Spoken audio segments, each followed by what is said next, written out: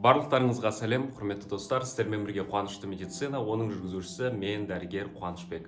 Бүгінгі видеода біз бірге 2022 жылға алға мақсаттарымызды қоятын боламыз. Видеоны бастамастан бұрын лайк басып жіберіңіздер, солай каналдың дамуына үлкен үлестеріңізді қосатын боласыздар. Достар, енді көп жерде айтады ғой, мақсат қою керек, осылай қою керек деп. Көп адам түсіне бермейді мақсат деген не екенін. Мен бүгін сіздерге өзімнің жеке тәжірибеммен бөліскім келіп отыр. Давайте бірге 2022 жылға дұрыс саналы мақсаттарды қояйық. Ең біріншісі, достар, мен түсіндіріп өтейін, содан кейін әрқайсыларыңыз өздеріңіз алдарыңызға мақсаттарды қоятын боласыздар. 2022 жылы ең бірінші, достар, қабілет бұл жаңа мүмкіндіктерді іздеп білу керек.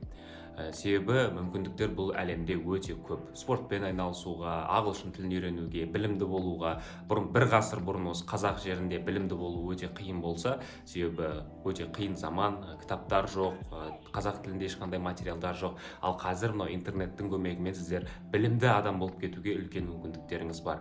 Менің қолымда да мысалы iPhone, Samsung, америкалық адамның қолында да осы iPhone, Samsung. Барлығымызда бір интернет, бір Telegram, бір Instagram, бір YouTube, сол үшін осы мүмкіндікті пайдалануымыз керек. Ешқашан, достар, айтпаңыздар, мен Қазақстандамын, мен мысалы Орта Азиядамын, менде мүмкіндік жоқ деп. Осыны ұмытпасақ, бәрі бізде күшті болады. Достар, егер мақсат қойсақ, біз белгілі бір нәтижеге дейін жұмыс жасайық. Көп адамдар тастап кете салады. Бұл әлемде, достар, бір нәрсенің құнын бермесеңіздер, ол нәрсе сіздерге өзінің жемісін бермейді. YouTube канал жүргізу үшін де, достар, нөлден бастап күн сайын видео контент жасауларыңыз керек, 3 күн сайын видео түсірулеріңіз керек. Instagram жүргізу үшін де тұрақты түрде сторис салуларыңыз керек. Медициналық білімдеріңізді арттыру үшін де күнде оқуларыңыз керек, достар. Ал тек рубеж кезде оқып, экзамен кезде оқитын болсаңыздар, бұл дұрыс емес. Кез келген мақсат қойыңыздар, орыс тілін үйрену, соны бір нәтижеге дейін істеңіздер. Нәтижені ми түсінбеуі мүмкін. Мысалы, мен ағылшын тілін pre-intermediate дәрежеге дейін оқимын деген сияқты алдарыңызға былай миыңыз сенетін мақсаттарды қойыңыз. Не бастасаңыздар да пресс шығарғыларыңыз келе ма? Пресс шыққанша прессті істеңіздер. Сәби туылған кезде қанша рет құлайды жүріп үйрену үшін? Жүріп үйренгенінше құлайды, достар. Сұрақтың жауабы сұрақта тұр. Бала жүріп үйренгенінше құлай береді. Велик айдағанда да дәл солай болды ғой. Құладық, тұрдық, құладық, аяғымызды жараладық, қанаттық, буындарымызды ауырттық, но ештеңе етпейді. Соның арқасында біз велик айдап үйрендік, жүріп үйрендік дегенде ғой. Ал егер кішкентай бала айтқанда, керек емес болды.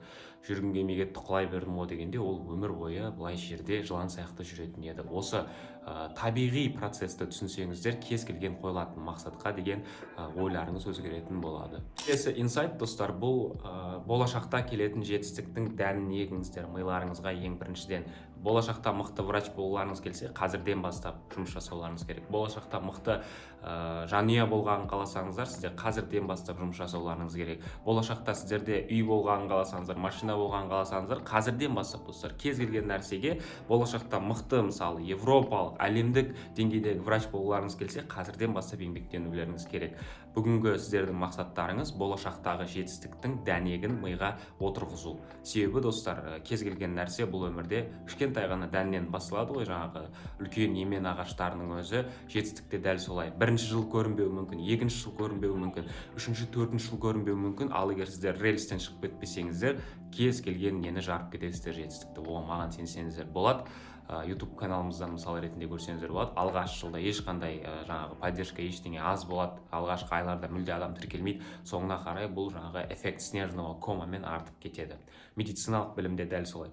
Бірінші, екінші, үшінші курста көп нәрсені түсінбей жүресіздер, кейін оқи беретін болсаңыздар, оқи бересіз, соңында эксперт болып шығасыздар. Жаңа горизонттарды бағындыруды ұмытпаңыздар, достар. Себебі горизонт өте маңызды. Әрине, бұл бөлмеде отырып алып, өмір туралы ойлап отыра беруге болады. Ал егер сіздер бір тырыспасаңыздар, жаңа жерлерді көруге тырыспасаңыздар, былай саяхаттауға тырыспасаңыздар, немесе жаңа тілді үйренуге, жаңа музыканы айтып үйренуге, жаңа биді үйренуге, жаңа платформаны, жаңа пәнді, жаңа адамдармен танысуды қаламасаңыздар, осы өздеріңіздің зона комфорттарыңызда қалып қаласыздар да, кейін өте қиын болады. Ешқашан, достар, қорықпаңыздар, жаңа горизонттарды бағындыруға солай ақырын өсетін боласыздар. Адамның ішінде екі қасқыр болады дейді. Біреу агрессивті қасқыр, ол бәріне негативпен қарайды. Өмір жаман, мемлекет жаман, университет жаман, телефон жаман, мен білімсізбін, себебі аналар кінәлі дегенде ішіміздегі агрессивті, негативті қасқыр. Әр адам 50-де 50, достар. Бір адамда 50% басым жаңағы агрессивті, екінші екінші қасқыр бұл позитивті қасқыр. Келер күнге үмітін үзбейді, болашаққа жылы көзбен қарайды, адамдармен достық қарым-қатынас құрғысы келеді. Кез келген адам жай ғана сіздер таңдауларыңыз керек, ішіңіздегі қандай қасқырды тамақтандырып жатсыздар. Негативті ойласаңыздар, негативті қасқырларыңыз өседі, позитивті ойласаңыздар, позитивті қасқырларыңыз өсіп, өмірлеріңізді күшті деңгейге жеткізетін боласыздар. Өздеріңізді жаттықтырыңыздар. Әрине достар, күніне жасалған 10-15 минуттық немесе жарты сағат, 1 сағаттық дене шынықтыру жаттығулары келер болашақта сіздерге рахметін айтады. Себебі көп аурулар бар ғой, жаңағы буын аурулары, асқазан ішек жолының аурулары, бауыр аурулары, нерв жүйесінің аурулары, олардың көбісі бұл гиподинамиядан болады. Аз қимылдан, адам қимыл аз болатын болса, ол адам стресс сабат ете беретін болады. Стресс болса, кортизол көп өндіріледі. Кортизол жаңағы бауырда глюкозаның, гликогеннің жиналуына жағдай жасайды, май түзуге жағдай жасайды. Яғни адам бұл қауіпте жүр, бізге қор керек қой деп ойлайды да, солай артық салмақты болып кетесіздер. Сол себепті күнде достар 10-15 минут уақыттарыңызды арнаңыздар мектепте жасайтын қарапайым жаттығуларға. Олар сіздерге өздерінің жемісін беретін болады 2022 жыл көлемінде. Оңай жолдардың достар, жаңағы соблазн дейді ғой, оңай жолдардың азғыруына беріліп кетпеңіздер. Қазір көп жаңағыдай әртүрлі пирамидаларға кір деп айтады, студенттерге кредит алдырады. Мына жолға кір, тез дамып кетесің, путешествовать етесің, айлық табасың, ақша табасың. Ондай жолдарға достар сенбеңіздер. Егер ондай оңай жолдар болғанда, мынау өте қиып өтіп кететін жолдар болғанда, бәр адам сол жолды таңдайтын еді. Профессорлар, врачтар не үшін жүр да, мысалы, сіздерге бір дәрі чудо таблетканы сатуы мүмкін. Мына таблетканы ішсең, барлығы емделіп кетеді деп. Соған алданып қалуларыңыз мүмкін, жаңағыдай жаман жолдарға түсіп кетулеріңіз мүмкін.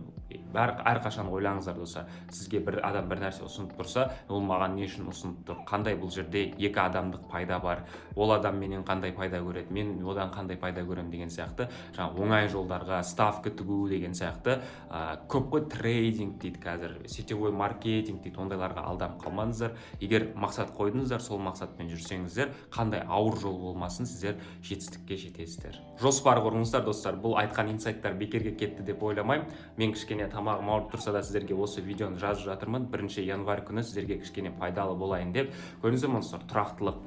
Бәрібір тамағың ауырып тұр, басың ауырып тұр. Егер сен өзіңнің жұмысыңды жақсы көрсең, өзіңнің ісіңді маңызды санасаң, сен бәрібір істейсің. Сондай подходты алсаңыздар достар, барлығы күшті болады. Ең бастысы достар, қазір отырып асықпай план жасаңыздар. Бірден бастап қанша 50 пункт жасасыздар ма, 100 пункт, 10 пункт, 20 пункт, ол маңызды емес. Ең бастысы өздеріңіз қойып алыңыздар. Бірінші мақсат достар, 365 күн бойы бақытты болу деген мақсат болсыншы. Сол мақсат болса, барлық мақсаттар оның артынан ілесе беретін болады. Just do it деген керемет сөз бар ғой. Көп ойлауларыңыз мүмкін, қалай істеймін, қалай ағылшын тілін үйренемін, қалай анатомияны үйренемін, қалай дей берсеңіздер достар, бір сөз айтыңыздар, just do it. Жай ғана бұны істе деген лозунг, керемет лозунг. Әрине достар, жаңағы күдік болуы мүмкін, күдік ол дұрыс, күдіктенбей, жай ғана күнделікті қарапайым әрекеттер жасасаңыздар, барлығы күшті болады. Назарларыңызға көп рахмет. Сіздермен бірге болған қуанышты медицина. Пока.